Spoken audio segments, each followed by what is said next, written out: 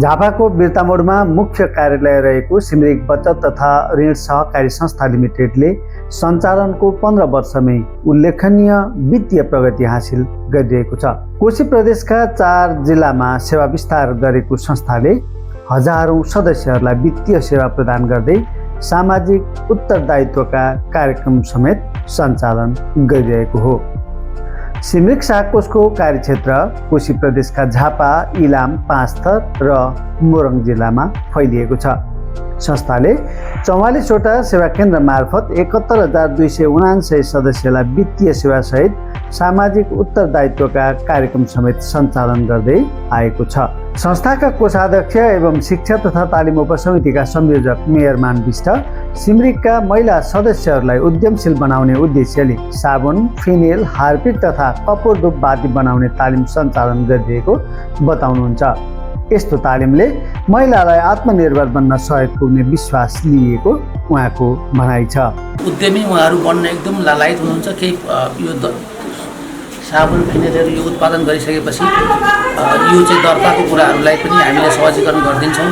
तपाईँहरू लाग्नुहोस्, उद्यमी बन्नुहोस् भन्ने हाम्रो मुख्य उद्देश्य रहेको छ। त्यसमा केही फिडब्याकहरू आइराखेका छन्, उहाँहरूले गर्न तयार भएको पाएका छौँ। हामीले अब संस्थासँग ऋण कारोबारदेखि बचत कारोबारहरूमा पनि उहाँहरू सामेल हुन्छौँ भन्ने उहाँहरूको भनाइ छ।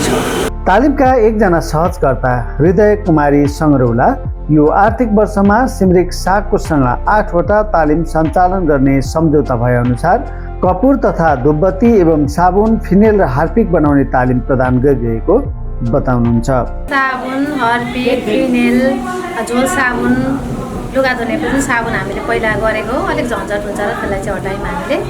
अनि त्यस पछाडि पोतेको भयो, कानमा लाउने टप, चुरा भयो, कपुरबाती भइहाल्यो, फुलबाती भयो, अनि मेकअपको पनि छ। अर्को एकजना म्याम हुनुहुन्छ, हामी सहकारी गर्दै हिँड्छौँ। संस्थाले महिला सदस्यहरूलाई स्वरोजगार र आत्मनिर्भर बनाउन विभिन्न सिपमूलक तालिम सञ्चालन गरिरहेको शिक्षा तथा तालिम उपसमितिका सदस्य बद्री प्याकुरेलको भनाइ छ। सहभागिता पनि उत्साहजनक नै रहने गरेको छ र तालिम लिएका महिला सदस्यहरूले उद्यमशीलताको प्रस्तावसहित ऋण आवेदन गरेमा सिमरिक शाखकोषले उहाँहरूलाई कर्जा प्रवाह गर्ने नीति रहेको उपसमितिका सदस्य बद्री प्याकुरेलको भनाइ छ। हामीले व्यावसायिक बाख्रा पालन तालिम कार्यक्रम गरायौँ, मौरी पालन तालिम कार्यक्रम गरायौँ, धुपबत्ती बनाउने तालिम कार्यक्रम गरायौँ र विभिन्न खालका यस्ता संस्थाले यो शिक्षा उपसमितिको वार्षिक कार्यक्रम अन्तर्गत सेवा केन्द्रमा हामी सदस्यहरूलाई पत्रचार गर्छौँ र सेवा केन्द्रमा गरेको पत्रचारले सदस्यहरूले कुन विधामा इच्छुक रहनुहुन्छ तालिम गर्नलाई त्यही कार्यक्रम हामी सञ्चालनको 15 वर्ष पुरा गर्दै गर्दा सिमरिकले हरेक महिना आफ्नो वित्तीय अवस्था थप मजबुत बनाउँदै लगेको मासिक रूपमा प्रकाशन गरिने वित्तीय झलकहरूले देखाउँछन्। राष्ट्रिय सहकारी नियमन प्राधिकरणबाट सञ्चालन इजाजत प्राप्त गरेको यस संस्थाले 2082 चैत मसान्तसम्म सेयर पुँजी 37 करोड 5,72,600 रुपियाँ पुर्याएको जनाएको छ। यस्तै निक्षेप बचतमा 2 अर्ब 45 करोड 69,45,000 रुपियाँ पुगेको छ भने सदस्यहरूमाझ 2 अर्ब 89 करोड 79,43,946 रुपियाँ ऋण लगानी गरिएको संस्थाले जनाएको छ। संस्थाले ऋण व्यवस्थापनलाई थप प्रभावकारी बनाउन कर्जा सूचना केन्द्र लिमिटेडमा समेत आबद्धता जनाएको छ। सहकारीको मेरुदण्ड मानिने जगडा तथा अन्य कोषमा 31 करोड 48,52,584 रुपियाँ मौजदात गरी संस्थाले यसैको ब्याजबाट सदस्य एवं समुदायको सेवामा खर्च गरिरहेको जनाइएको छ। सिमरिक शाखकोषले विभिन्न संस्था र विद्यालयमा पुगेर विद्यार्थीलाई शैक्षिक सामग्री वितरण गर्दै आएको पाइएको छ। यो वर्ष मात्र जागृत बाल उद्धार केन्द्र मेचीनगरका बालबालिकालाई स्कुल ब्याग प्रदान गरिएको छ भने इलामको आदर्श आधारभूत विद्यालयका नानी बाबुहरूलाई ट्र्याक सुट वितरण गरिएको संस्थाले जनाएको छ। सिमरिक शाखकोषले कार्यक्षेत्रका विभिन्न स्थानमा चालु आर्थिक वर्षमा आँखा, नाक, कान तथा घाँटी सम्बन्धी स्वास्थ्य शिविरहरू पनि सञ्चालन गरिरहेको छ। बिर्तामोड स्थित दृष्टि आँखा अस्पतालको चिकित्सकीय एवं प्राविधिक सहयोगमा इलामको सन्दकपुर, झापाको गौरीगञ्ज र मोरङको रतुवामाई लगायतका स्थानमा स्वास्थ्य शिविर सञ्चालन भइसकेको हो। सिमरिक साकोसले आफ्ना सदस्यहरूको स्वास्थ्य उपचारमा समेत राहत प्रदान गर्दै आएको जनाएको छ।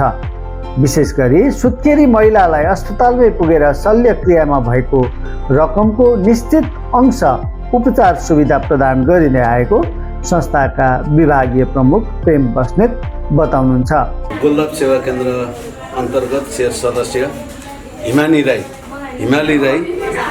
शेर सदस्य हुनुहुन्छ र उहाँ सदस्य राहत कोषमा आबद्ध रहेको हुँदा उहाँको प्रसुति शल्यक्रिया उपचार सुविधा उहाँको यो दोस्रो बच्चा हो र उहाँको शल्यक्रिया गरिएको छ र उपचार खर्च बापत यहाँ 29,775 उपचार खर्च आएको छ। त्यसमध्येको 50% सिमरिक बचत तथा ऋण सहकारी संस्थाले 14,875 रुपियाँ यहाँ हामीले उहाँलाई उपलब्ध गराउन गइरहेका छौँ। संस्थाले सदस्यहरूको सुख दुःखमा साथ दिने प्रयास गरिएको छ भने आर्थिक सेवा मात्र होइन, सामाजिक र मानवीय उत्तरदायित्वलाई समेत प्राथमिकतामा राखिरहेको उहाँको भनाइ छ। सदस्यका माझमा मात्र होइन, सिमरिक साकोसले समुदायको लागि पनि सक्दो सहयोग गरिरहेको पाइएको छ। गत वर्षको बाढी र डुबानमा परेको दक्षिणी झापाका सयौं परिवारका लागि सिमरिक साकोसले जिल्ला प्रशासन कार्यालयको एकद्वार नीति अनुसार राहत प्रदान गरेर होस् वा आफ्ना सदस्यहरूको घर दैलोमा नै पुगेर किन नहोस्, राहत प्रदान गरिएको हो।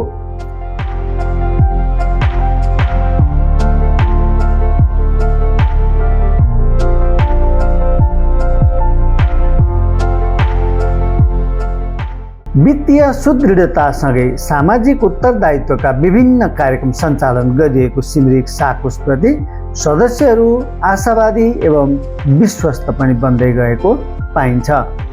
सहकारी क्षेत्रमा विश्वास अभिवृद्धि गर्ने लक्ष्यसहित अघि बढिरहेको संस्थाले आगामी दिनमा सेवा विस्तारलाई अझ प्रभावकारी बनाउने जनाएको छ।